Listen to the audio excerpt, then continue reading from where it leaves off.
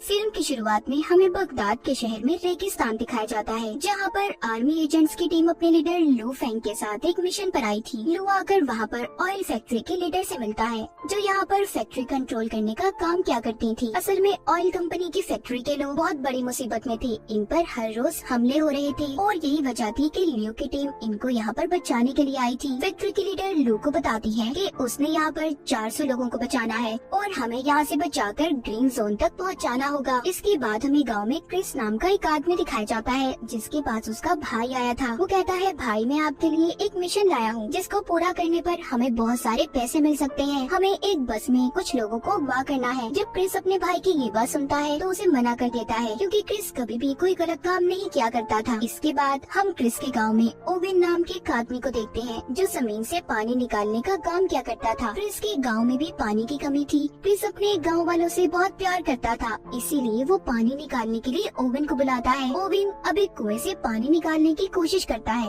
मगर नहीं निकाल पाता। उस वक्त गर्मी भी बहुत थी और क्रिस के गांव के लोग बहुत गरीब भी थे। यहाँ पर ओवेन क्रिस से कहता है, अगर कुछ पैसों का बंदोबस्त हो जाए तो हम यहाँ से आसानी से पानी निकाल सकते हैं। ये सुनकर क्रिस ओवेन से कहता है कि ठीक है, मैं पैसे लेकर आऊंगा। उधर फैक्ट्री के अंदर लू अपनी टीम के साथ मिलकर ये प्लान कर रहा था कि हमें फैक्ट्री के लोगों को बचाकर हाईवे ऑफ डेथ से लेकर जाना होगा, तभी हम ग्रीन जोन तक पहुँच सकते हैं। ये रास्ता शॉर्टकट तो है, पर बहुत ज्यादा खतरनाक भी। इसके बाद यहाँ पर फैक्ट्री के लीडर सारे सिस्टम को लॉक करके एक पेन ड्राइव में महफूज करके अपने बैग में रख लेती है, ताकि सब कुछ उस ड्राइव में महफूज हो जाए और किसी को भी कोई खतरा ना हो। फिर वो अपना बैग अपनी एक असिस्टेंट को दे देती है। दरअसल फैक्ट्री के लीडर की असिस्टेंट लू की बेटी होती है। उसकी अपनी डैड यानी कि लू के साथ लड़ाई हुई थी, क्योंकि जब उसकी मॉम की मौत हुई तो लू उनके पास नहीं था। इसी वजह से लू की बेटी अपने डैड से नाराज थी और नफरत किया करती थी। जिसके बाद सभी लोगों को बस में बिठाकर ग्रीन जोन की तरफ ले जाया जाता है। जल्द ही ये हाईवे ऑफ डेथ के पास पहुंच गए थे। वहाँ का मंजर देखकर लू की बेटी डर गई थी, क्योंकि आज तक कोई वहाँ से जिंदा नहीं गया था। हर तरफ गाड़ियाँ ही गाड़ियाँ थी, जिनका एक्सीडेंट होने की वजह से बहुत बुरा हाल था। लियो अपनी टीम से चारों तरफ नजर रखने का कहता है और फिर अपनी बस को लेकर आगे बढ़ता है, मगर रास्ते में 2 गाड़ियाँ थी,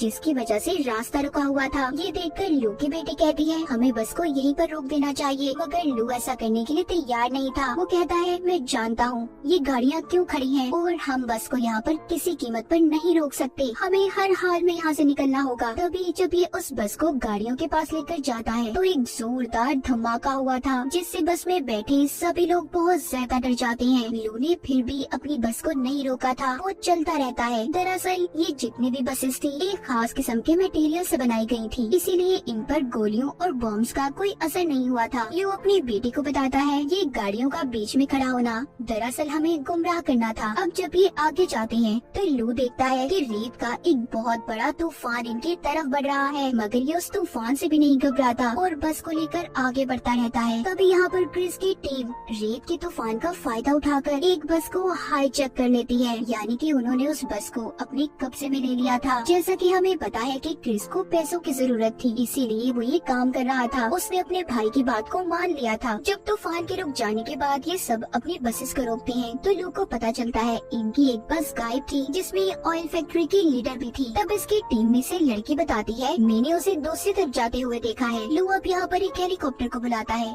ताकि उस बस को जल्दी से ढूंढा जा सके। इस काम में लू की बेटी भी उसके साथ जाने का कहती है। लू हेलीकॉप्टर में अपनी बेटी को लेकर उस बस को ढूंढने निकल गया था। कुछ दूर जाने के बाद लू हेलीकॉप्टर से एक ट्रक को देखता है। अब इसे समझ आती है कि रेत का असल में कोई तूफान नहीं था, बल्कि दुश्मनों ने इस ट्रक की मदद से नकली तूफान बनाया था, ताकि वो हमारी बस को हाईजैक कर सकें। कुछ देर के बाद लू को अपनी बस नजर आ जाती है। राब्ता करने पर लू की टीम की लड़की उसे बताती है, उस बस में से अमेरिकन ने हमारे 5 लोगों को अगवा किया है, जिनमें ऑयल फैक्ट्री की लीडर भी थी। जिसके बाद लू अपनी टीम से दोबारा राब्ता करता है और बाकी की बसेस को ग्रीन जोन तक पहुँचाने का कहता है। इधर क्रिस भी अपने साथियों के साथ जब गाड़ी में बैठा आगे बढ़ रहा था तो ऊपर से लू अपने हेलीकॉप्टर से इन पर बॉम्ब गिराता है। क्रिस भी अपनी गाड़ी से निकलकर गन लेकर हेलीकॉप्टर पर हमला कर रहा था, जिससे हेलीकॉप्टर उनसे थोड़ा दूर हो जाता है। उसमें आग लग गई थी। क्रिस अपने भाई को अभी खंडर में लेकर आया था, जहाँ पर लाकर उससे पूछता है कि ये किसका मिशन है, मुझे सच सच बताओ जिसमें इतना ज्यादा खतरा है, हेलीकॉप्टर से हम पर बॉम्ब गिराए जा रही है। तभी वहाँ पर ओवेन आता है जो कि क्रिस का दोस्त था। कहता है कि ये मिशन सारा प्लान मेरा था, उसने ऑयल फैक्ट्री के लीडर को भी अगवा कर लिया था। इसका मकसद ऑयल कंपनी के सारे सिस्टम को हैक करके यानी कि अपने कंट्रोल में लाकर, जिससे इसे बहुत सारे पैसे मिलने वाले थे। ऑयल फैक्ट्री के लीडर को भी ये बात समझ आ गई थी कि वो ओवेन ही था जो इनकी फैक्ट्री पर हमले करवा रहा था, ताकि जब हम अपनी जगह बदलकर ग्रीन जोन की तरफ जाने लगे तो ये रास्ते में हमें अगवा कर ले। क्रिस यहाँ पर ओवेन से कहता है तुम इतना बड़ा प्लान कैसे बना सकते हो, और मैं आगे अब इस प्लान में तुम्हारा साथ नहीं देने वाला, मुझे मेरे पैसे दो ताकि मैं यहाँ से जा सकूँ। ओवेन कहता है अभी कुछ और काम बाकी है, जिसके बाद तुम्हें तुम्हारे पैसे मिल जाएंगे। क्रिस का भाई भी यही कहता है कि अभी कुछ काम बाकी है, मगर क्रिस किसी की परवाह न करते हुए कहता है कि अगले 2 घंटे के अंदर अंदर मुझे मेरे पैसे चाहिए। इतना कहकर वो वहाँ से चला गया था। क्रिस के जाने के बाद उसका भाई ओवेन से कहता है कि हमें अब उसके बगैर ही काम करना होगा, मगर ओवेन यहाँ पर उसके साथ गद्दारी करता है।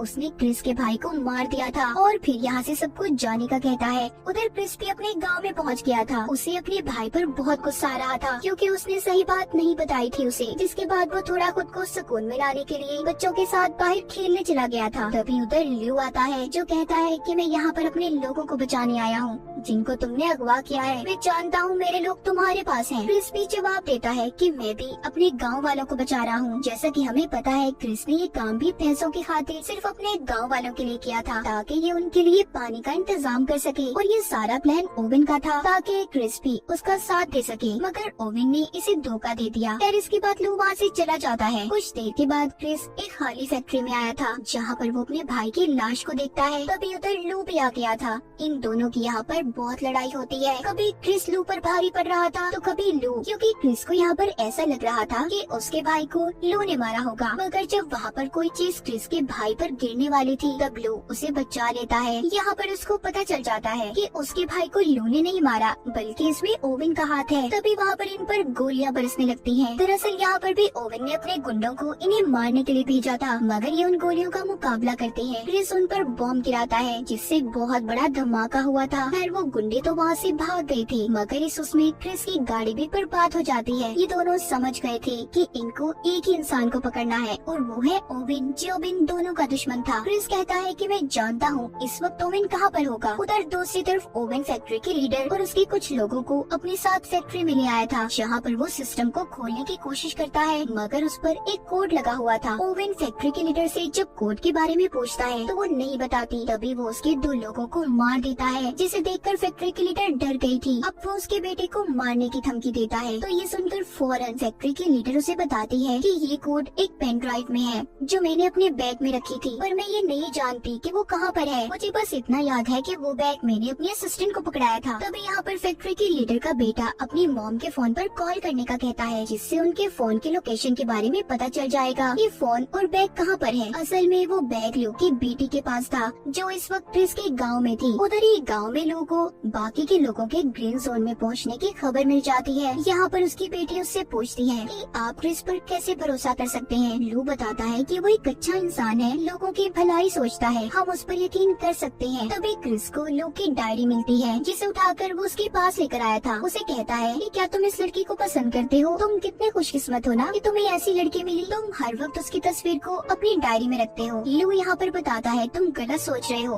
दरअसल वो मेरी बेटी है। इस बात पर क्रिस उससे माफी मांगता है। लू बताता है दरअसल जब मेरी वाइफ की मौत हुई तो मैं अपनी बेटी के पास नहीं था, जिस वजह से वो मुझसे आज तक नाराज है। वो कहता है और इस मिशन पर भी मैं इसीलिए आया था कि मैं अपनी बेटी को बचा सकूं, जो यहाँ ऑयल फैक्ट्री में काम करती है। क्रिस कहता है फिक्र नहीं करो, सब ठीक हो जाएगा, हम सबको बचा लेंगे, हम मिलकर मुकाबला करेंगे। तभी उन्हें कुछ गुंडों की आवाजें सुनाई देती हैं। वो जाकर उन गुंडों का मुकाबला करते हैं। यहाँ पर उन्हें पता चलता है कि उन्हें तो यहाँ पर ओवेन ने भेजा है, जो यहाँ पर फैक्ट्री के लीडर का बैग लेने आए हैं, जो लू की बेटी के पास था। उनके पास काफी सारे हथियार थे। उन्होंने सभी गाँव वालों को बंदी बना लिया था और अब वो फैक्ट्री के लीडर का बैग भी मांगते हैं, जिसमें पेन ड्राइव थी जिसमें सिस्टम का कोड लॉक था। क्रिस उन्हें वो बैग दे देता है, जिसे लेने के बाद वो वहाँ से चले गए थे। ऐसा करने पर लू और उसकी बेटी उससे बहुत नाराज थे। तब क्रिस कहता है कि मैं पूरे गाँव वालों की जान को ऐसे खतरे में नहीं डाल सकता था। जब सुबह होती है तो क्रिस लू की बेटी से पूछता है कि आखिर उस बैग में क्या था जिसको देने पर तुम तैयार नहीं थी। वो बताती है उस बैग में एक पेन ड्राइव थी जिससे ऑयल फैक्ट्री की सारी सिस्टम को हैक कर सकते हैं और पूरे बगदाद शहर के ऑयल को कहीं पर भी ट्रांसफर यानी कि भेजा जा सकता है। इस सिस्टम से ऑयल स्मगलिंग भी होती है, जिसके बाद किसी भी मुल्क या शहर को वो ऑयल बेच सकते हैं। और अगर ऐसा हो गया तो ये अब तक ऑयल की सबसे बड़ी चोरी होगी। दूसरी तरफ हम जर्मनी के शिप को देखते हैं जिसका कैप्टन ओवन से फोन पर बात कर रहा था। इधर गाँव से भी क्रिस और लू निकल गए थे, मगर लू की बेटी को ये लग रहा था कि वो दोनों मिलकर भी सब कुछ नहीं रोक पाएंगे, इसलिए वो भी गाड़ी लेकर उनके पीछे निकल जाती है। ओवन के पास भी उसके गुंडे बैग को लेकर पहुंच गए थे। वो फैक्ट्री के लीडर को अब बैग देकर पेन ड्राइव से लॉक खोलने का कहता है। वो जैसे ही पेन ड्राइव को सिस्टम में लगाती है, सारा सिस्टम ऑन हो गया था, यानी कि चलना शुरू हो जाता है।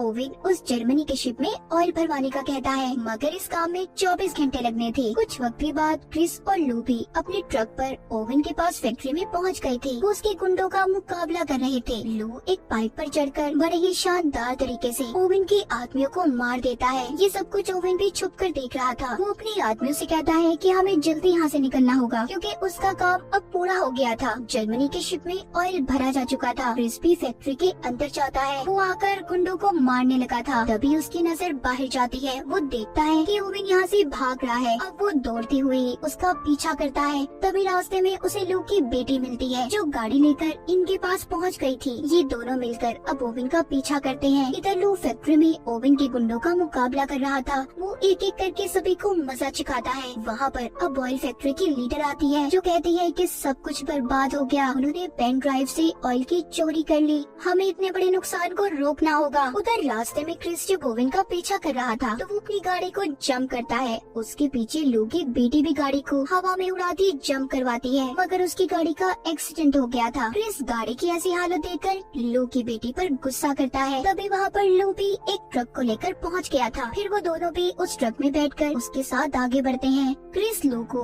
ओवन तक पहुँचने का शॉर्टकट रास्ता बताता है। फिर ये उस ट्रक से रॉकेट लॉन्चर छोड़ने लगते हैं। दरअसल ये वही ट्रक था जिससे नकली तूफान को बस को हाईजैक करने के लिए बनाया गया था। क्रिस अब ओवन तक पहुँच जाता है। वो तेजी से लाकर अपने ट्रक को उसके ट्रक में दे मारता है, जिससे जोरदार धमाके होते हैं। ओवन की गाड़ी दूर जाकर गिरी थी। ओवन काफी जख्मी हो चुका था। वो जब क्रिस को देखता है तो अपनी गाड़ी को लेकर वहाँ से भाग जाता है। लू ने वापस क्रिस को अपने ट्रक में बुला लिया था। क्रिस अब ट्रक से लटक गया था और रॉकेट लॉन्चर की स्पीड से ओवन की गाड़ी के पास आ जाते हैं, जिसकी वजह से उनका ट्रक भी काबू हो गया था। वो एक रस्सी को ओवन की गाड़ी से बांधकर अपने ट्रक को खाई में गिरा देते हैं और खुद उस रस्सी के सहारे लटक गए थे। ये देखकर ओवन उन पर हंस रहा था, मगर गाड़ी पर वजन ज्यादा होने की वजह से ओवन की गाड़ी भी खाई में गिर जाती है। लू ने उस रस्सी को छोड़ दिया था। वो अपनी बेटी के साथ एक पत्थर पर जाकर गिरता है और ओवन अपनी गाड़ी के साथ खाई में गिरकर मर गया था। यहाँ पर लू और उसकी बेटी तो बच चुके थे। ये दोनों देखते हैं कि इन्हें क्रिस कहीं पर नजर नहीं आ रहा।